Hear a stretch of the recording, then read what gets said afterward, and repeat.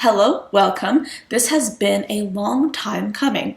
I haven't filmed in what seems like a very long time for multiple reasons. The main reason is I actually moved states. So right now you are seeing my kitchen in a completely new state. I have moved and I'm very happy about it. But basically today I wanted to talk about Shane Dawson, and I was kind of wrestling with the idea of like, should I talk about Shane Dawson? Should I not talk about Shane Dawson? But then I started thinking about what I can contribute to the conversation that not a lot of other people are doing. Obviously, like I have seen like some people talk about how Shane Dawson has been clearly racist for a very long time, but I think it's an egregious flaw in our society as a whole that we have let, like collectively, that we have let such a racist individual just make so much money and just be so successful and just do whatever he wanted to do for so long.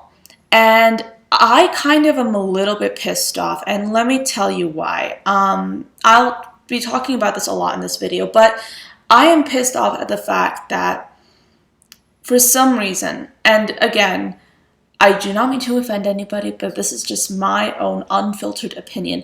For some reason, it is so easy for people to be outraged when they're like, when it's almost the thing to be outraged in that moment, and how difficult it is for those same people, myself included, to be aware of something. Okay, so like, let me just like rephrase. I feel like our level of outrage as a society has like gone up, and that's good because we have so much to be outraged about, and outrage actually does incite change and incite greater recognition towards issues that have been neglected for hundreds of years.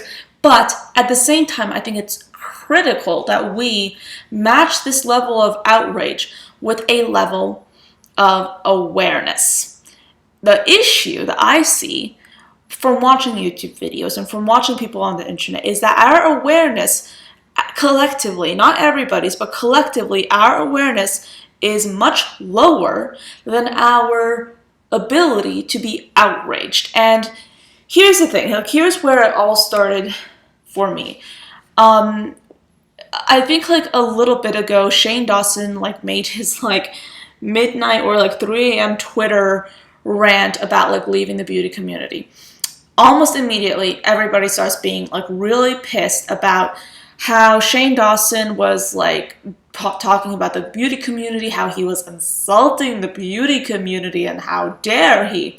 Let me just backtrack and say those were some pretty valid points that everybody was making. Like everybody that was watching was making like some really great and valid points about how Shane Dawson's view of the beauty community isn't the entire beauty community. How you can't necessarily make a generalization about a beauty community that you're arguably not part of, that you're arguably not interested in, and you can't necessarily like condemn it for all the world to see without actually being part of it, okay? But interestingly enough, this outrage came right after like the wave of outrage tied to the Black Lives Matter movement. And this movement is still going on, but like I'm pretty sure that we can all agree a few weeks ago, it was all anybody on this platform could talk about. Personally, I think that I'm not alone in saying this, but I kind of didn't want to talk about it because I wanted to leave room for other creators that are a lot more educated than me, and other creators who are in fact Black or not white passing, to actually say their piece and to educate everybody else. And I actually wanted to sit back and like hear from others' experience of what was going on. So I wasn't really talking about it, but a lot of other people were. And so it was very frustrating to me when I saw these people seemingly being woke or whatever, with good intentions, obviously, and then like almost the next week complain about Shane Dawson and his insults to the beauty community, and not once mention his racism. And it's kind of like, it's been like this open secret, and it's so frustrating because we have all let it happen. If you knew about Shane Dawson for like years before this, then I feel, and I put myself into this group as well, I feel like we are responsible for letting his actions slide, for letting him think that he could get away with things like Shanae, things like making a racist, homophobic, awful movie called Not Cool that I watched when I was 14 years old and I thought was hilarious because I didn't know any better. I wasn't like educated at that point. I was 14 years old. I did not know any better. I grew up in like a very like white community, alright? So I did not know any better. I recently saw a reaction video to that same movie that Shane Dawson directed and starred in and wrote. I saw a reaction video and I had to pause several times because I was so shocked at how racist and vile and awful that video was. We had all seemingly forgotten about Shane Dawson's racist past. We had all turned, not all of us, a great many of us had turned a blind eye to his friendship with Trisha Paytas, Tana Mongoose. I call her Tana Mongoose. It's my thing, okay? Jeffree Star. Should I even call him by name? Jebediah Star. Yeah, I think that's what Amanda calls him. So I'll just call him Jebediah Star. Anyway, we had all turned a blind eye to that, and seemingly when he was complaining about the community, most of us, many of us, were still turning a blind eye to his racism, but we were devoting like 20 plus minutes of a video complaining about him talking about the beauty community. And it's like, it's kind of like I have more, as part of the beauty community, I have more issue with him being a racist individual, okay, rather than a critic of the beauty community. Which is worse? And which were we more outraged about? And it took multiple people, specifically Black influencers, pointing out to us about how racist he was for us to actually wake up, and I'm talking about like us as a collective audience, for us to actually wake up and see how racist he actually was and probably still is. I'm incredibly pissed off at the fact that so many of us claim to be woke and claim to be educated about this or that, but we are blind to systemic racism that's still going on in society right now. That we think that if we point the finger at other people enough, we don't have to point the finger at ourselves. It's incredibly sad for me to look at society and to look at myself and my place in society and to recognize, I feel like, recognize for the first time in a long time that I have possibly contributed to that problem with my blindness, that others have contributed to this problem with our blindness, that we have been so outraged about what's been going on with George Floyd and Breonna Taylor and countless others, and yet we fail to see the covert racism that is still prospering in our communities today. Here's why I really try to educate myself, and here's why I actually have been trying to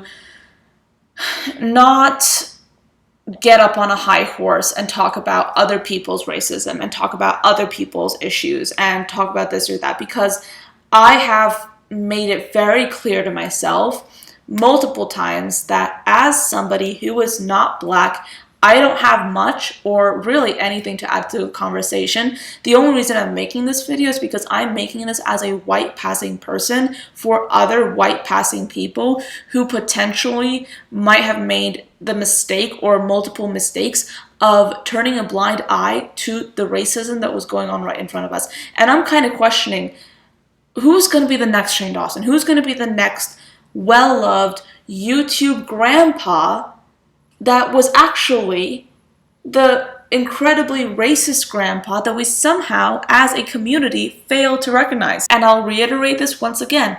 Not everybody failed to recognize that Shane Dawson himself was racist. Obviously, black creators and people and creators of color recognized this, and they told us about this, and somehow we as a collective didn't pick it up. We didn't shout from the rooftops. We didn't talk about it. Rather, we just focused on what was convenient for us. And see, the thing is, like, this whole thing with Shane Dawson, it really, like, reminds me once again how the problem that I see, personally, that I see, in my opinion, with racism, specifically in the United States, is we as a collective, okay, are not comfortable with asking questions that we subconsciously know we won't like the answers to. And I definitely don't feel comfortable admitting to myself that because of my lack of education at a certain point in my life, that because of my blindness, I have unwittingly contributed to racism in society. And I think I'm a good person. I think I'm a fair person. I think I want to be a nicer person. And I can definitely say that I don't think I meant to do that. I don't think I mean to be a contributor to racism in the United States. But was I a contributor to racism in the United States and in the world unwittingly because of my lack of education, because of the fact that I didn't know any better? Am I still contributing to that? I'm definitely going to be going forward from this situation with hopefully wider open eyes and hopefully with more awareness of what's happening in the world around me and what I'm doing to contribute to negative situations. And I'm going to continue. I can definitely say that I'm going to continue educating myself and learning about other situations that I'm not privy to, that I have no knowledge of, that I don't know what it feels like to be part of, because that's my duty as a human being, as a citizen of this world. That's what I need to do in order to actually be comfortable with calling myself a good person. So with that being said, I hope that this video was eye-opening. I hope I didn't unintentionally insult anyone, but I feel like rather than sit here on a high horse and say this or that about Shane Dawson, I feel like it was integral for me to use the situation to talk about how maybe like I and others have contributed to the culture that allowed Shane Dawson to flourish for so long, to the culture that still allows people like Jebediah Star to flourish and make millions of dollars. And he's like, they're not the only ones. So thank you for watching this entire video. I hope it wasn't too long. I'm going to be leaving a link down below to register to vote in the US if you are so inclined. Please be inclined if you have not registered to vote. It's the only way we can really enact political change, honestly. So I'm going to start doing that in all my videos. But yeah, so I'll be sure to see you when I see you. Because I've been moving, everything has been a little bit haphazard to say the least. You're currently propped up on a FedEx box as we speak because I have no other way of filming. But thank you for spending your time with me today. I hope you got something from this video. I hope that this video was eye-opening, and I will see you next time. Bye.